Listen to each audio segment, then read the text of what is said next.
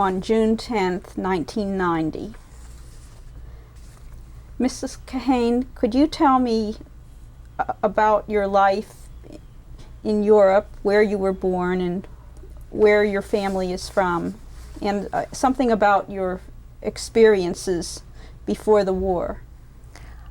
I was born in Antwerp, Belgium on October the 3rd in 1937, and my recollection is not great since I was very young at that time, but let me give you some dates.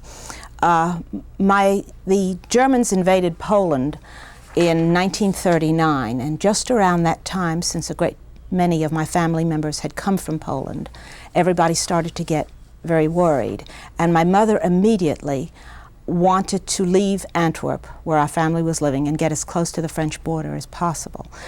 And this was in a town called La Panne, right near on the French-Belgian border. We stayed there actually for about 9 months. My father commuted on weekends and came to see us. So there already was a great deal of tension because we were worried about other family members. But nothing was actually done until the Germans invaded Belgium on May the 10th of 1940. And then how did this affect your family's life? At that time, everybody went into action. My father, who was a wealthy man, had a car, and he made many, many trips back and forth. The first thing he did was to come to this little town, La Panne, and take us by car to the nearest train station, which was Dunkirk. And we took a train, my mother and I, and an aunt of mine and her 2 small children on the first round, and we took a train all the way from La Panne, let me show you, great distance, from La Panne through Paris all the way to southern, well, about the middle of France, to a place called Bordeaux. The family had made a reunion spot in a hotel called Le Faisan for as soon as possible that everybody could go, and my father drove lots and lots of trips back and forth, and a great many of us were able to reunite by May the 15th in this hotel in Bordeaux. But things moved very, very quickly in Europe, and Belgium gave up very soon, and the French army started retreating immediately. And really by about the 15th, by May the 15th, we had to already leave Bordeaux, the entire family, because the French army was retreating and they were requisitioning all of the hotel space. So there was no place to stay. So we had to move even farther south. And what we did, my father started looking around for places out in the countryside, and he tried first in one area over here, and we stayed very briefly. And then they finally found an old historical chateau in a place called Mont de Marsan, way out in the country. This was a historical chateau, very, very large, and the owners had abandoned because they were in the French army and they wanted someone to take care of the chateau. And the entire, as many as we could, about 22 of us lived in this chateau.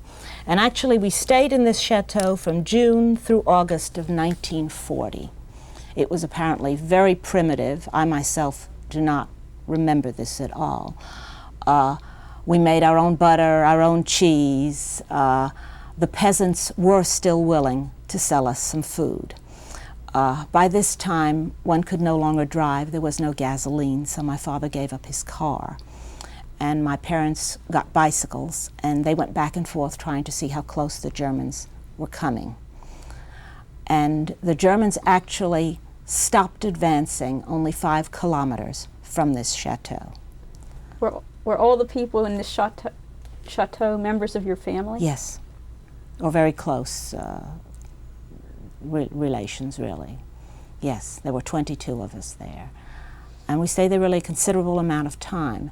There was really a priest in the village who actually helped our families to move. It was very isolated. There were not many communications. No one even knew how close the Germans had come.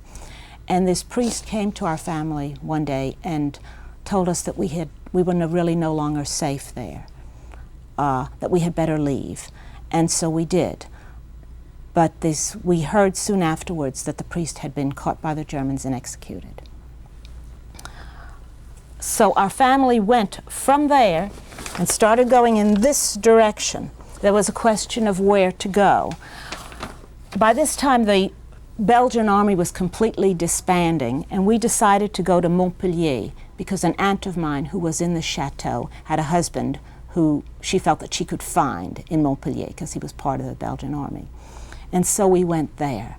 By this time, however, the family realized that they had to leave Europe, and the decision was made to come to the United States. Now, why did they decide on the United States? I'm not absolutely certain. I feel it's probably because my father was in the banking business, and the bank had a great many connections in the United States, and we had money in the United States. We also had some family here. Now, before all this happened, your father was a banker in Antwerp? Yes, my father was a prosperous banker, and that's really quite important to the story, because had he not been prosperous and had these connections, we all would not really be alive today. And did you have brothers and sisters? No, I have a brother now, but because of the war experiences, my family decided not to have any children till after the war. And so I have a younger brother. He's 8 years younger. He was born in 1945 in the United States. So do you know anything about your home or in Antwerp? Or I have been back. I have never gone into the apartment building where I was born, but our families scattered. Really, I have family all over, in Australia, in Brazil, all over. The entire family scattered. And I have been back to Belgium. I have family that has returned to Belgium. And so I have been there. So it was a nice apartment in a nice part of the city? Yes, yes. We had apparently a very prosperous, nice, comfortable life. It was not easy to leave, but we knew we had to. And so your parents' families had always lived in Antwerp? Or did they since come? About the First World War. My mother's family came from Krakow in Poland. And my grandfather was in the diamond business, as many of the members of our family were in Antwerp. And he came there right after the First World War. So our families really had been ensconced in Antwerp for a while. But my father's family came from Antwerp. Now, who was it? Do you know any names of who it was your father knew in the banking business? Well, yeah, that's really quite interesting, because here we are in Montpellier and we know that we've got to get out. The nearest consul was in Marseille, which is, well, not far, over here. And the nearest consul is in Marseille right here. And this is a gentleman that I've heard spoken of many, many a time. His name was Miles Standish, and he was a great anti-Semite. In order to get into the United States, one needed a sponsor. And we had an American family member who was able to sponsor us. Actually, it's rather interesting. I realized in speaking to my husband, who has the identical background that I have, that a sponsor had to be extremely wealthy. In other words, if we know that someone who earned the equivalent of like $200,000 today was not wealthy enough to sponsor a family to come to the United States. You had to go pretty high up and have a great deal of power. This gentleman, Miles Standish, kept on saying that the sponsor that we had, who was a very wealthy member of our family in the United States at the time, had sponsored too many families, and he would not let us out. So my father had to use any possible connection he had, and he had a connection with Manufacturers Hanover Trust Bank in New York. And we had members of our family who were American at that time, and they did the running around in New York City. They went to the president of the Manufacturers Hanover Trust, a man named Mr. Johnson, and he said, "Hey, I'm not high enough. I can't do anything for you. But I know of somebody, and I know of the circumstances, who maybe can help you. Another member of the firm who's the son-in-law of J.P. Morgan." And this man cabled Mr. Miles Standish, the consul in Marseille, and said, okay, I'll sponsor them. So one had to go as high as that to get out. Did you know his name? This son-in-law? Yes, his name is Penoyer. I imagine he's not alive anymore. Yeah, so, and that, I think that's important to the story, that let's say a guy who's as high up in Manufacturers Hanover Trust, or people who earned that much money, would not do at the time. Okay? You really needed connections to get out.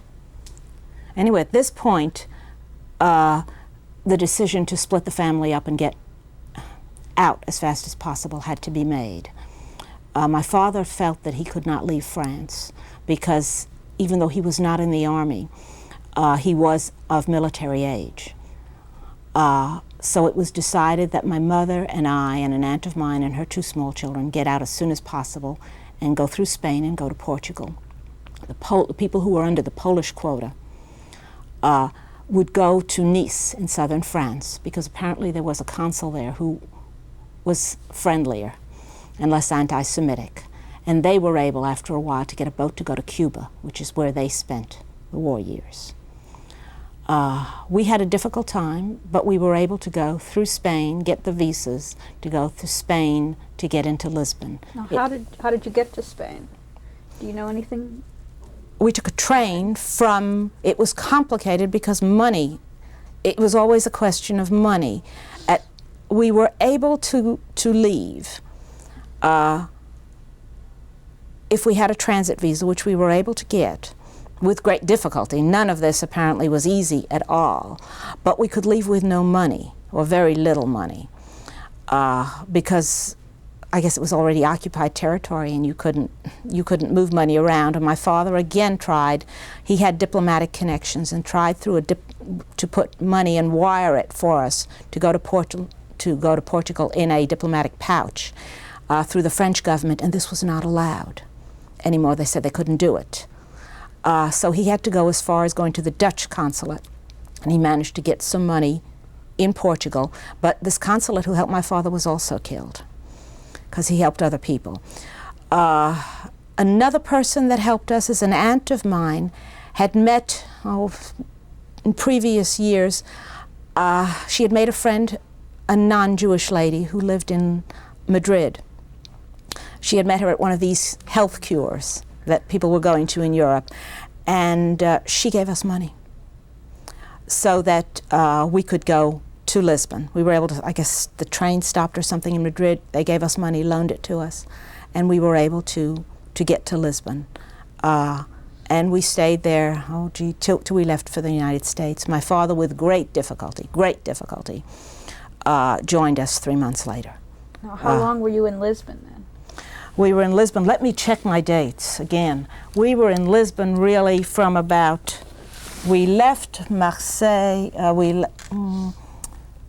in September of 1940. We left Lisbon in March of 41. So we were in Lisbon quite a long time. My father was able to join us in December of 1940. Now, where were you staying there? Okay, we stayed at a hotel, pensions, all over, and really my first recollections of the war as a child really take place in Lisbon.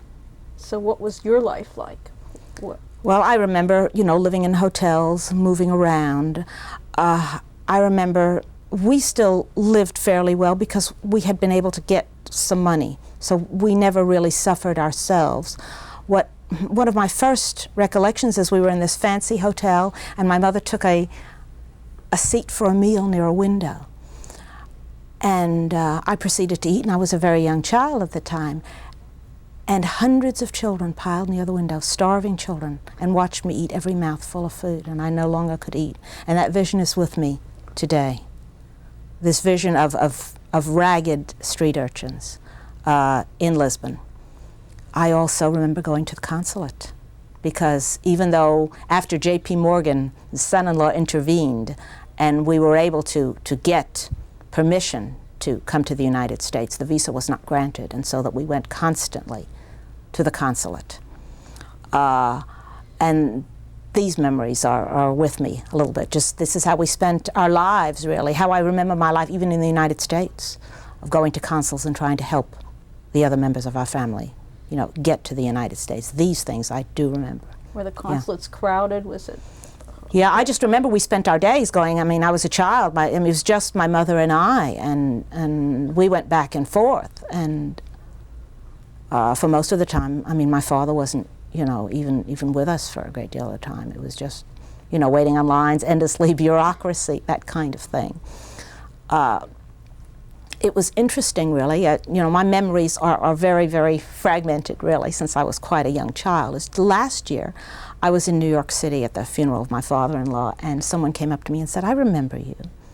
I remember you playing with my child, and you had this game that made us so sad. Every day you played in the sandbox, and you played the same game. We're going to go to the consulate to get the visa. The visa's not granted. So we'll try again tomorrow." And it really brought tears to my eyes. I don't remember it that vividly, but to have that kind of that's what I played as a child. Do you have pictures of your family from this time?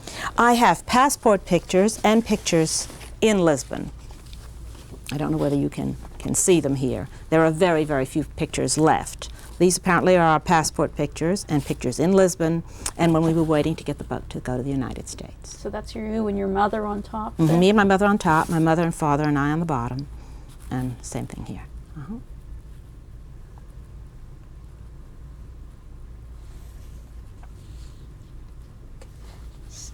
Can we go on? So when you came to the United States, it was just the three of you together? Just the three of us together. We came, I remember the boat trip vividly. We came on a boat called the Serpa Pinto. We arrived here on March the 31st of 1941. My father had a sister who had married an American, and they were living in Europe, but they had managed, of course, to get out faster than we did. They were with us the beginning of the flight, but they were able to get into the United States quicker than we were. And so they were able to meet us. Do you remember anything about the boat? Yes. I remember the boat as being tremendously crowded, first of all. It was, I guess, not a very large boat, and everybody was piling onto it. We were lucky enough to have a cabin. And I remember as a child, I must have thrown a tremendous temper tantrum because I remember vividly what this cabin looked like. It must have been royal, but I wasn't granted a bed. I was granted a crib. And I threw a tremendous temper tantrum saying, hey, I needed a bed. I was big enough, and my parents had to explain to me that I was small enough to stay in a crib, and they needed the beds for older people. Another thing that I remember is that my parents gave up the cabin during the daylight hours to another family that had only gotten steerage passengers, so that I was not able to go into the cabin at all during the day because we had to give it up to other people. I remember there were people all over, on every deck, everything. The boat ride lasted longer, of course, than it should have because of the mines. Apparently we were detained in Bermuda. It lasted about 14 days. We ran out of food. This kind of stuff I remember. There was absolutely nothing to eat, but I remember spinach, and it was, I know it's terrible. But we did make it to the United States, and my aunt and uncle, I remember, picked me up from the boat in New York. New York. They already had an apartment here, and they made our lives a little easier. They had helped us get a hotel room for when we arrived here, and so we were able to settle in with them. We had a little family here, and we did have a place to stay when we arrived. So it was fortunate that you had some family to help you when you arrived. Yes. Can you talk about some of these experiences then upon coming to America? Yes. Some of the difficulties? Of course, I was still a young child. I was 4 years old. I was not in school yet. I stayed constantly, of course, with my parents. I had very little contact, really, with anybody who was not a member of the family at this point. We moved from this first hotel to another hotel fairly soon. We actually lived in hotels for many, many years. We only actually moved into an apartment in New York City in about 1945. So my family never really got settled. And of course this I remember because we all lived in one room essentially. Were they unable to get an apartment? No, they didn't really want to. The feeling was that they would go back as soon as possible. They were trying to maintain contact with everybody. My parents really only decided to settle down really after the war was over. That's when they decided to have a second child. Most of the family had been by this time brought into the United States by the tremendous efforts of my parents. I remember my father and mother going to Washington constantly to try to help out other members of the family and see where they were. We knew that my maternal grandparents and so on were in Cuba by this time. My father's parents were in the United States. They lived with an aunt of mine. We had the immediate family here. And that's when my parents decided to stay here, and I assume then that's when they decided to have a child and settle down and get an apartment and not return. But I don't think this decision was made until then. It wasn't that they couldn't get one, I don't think. I think it was a psychological. No, it just seemed like it. Excuse me.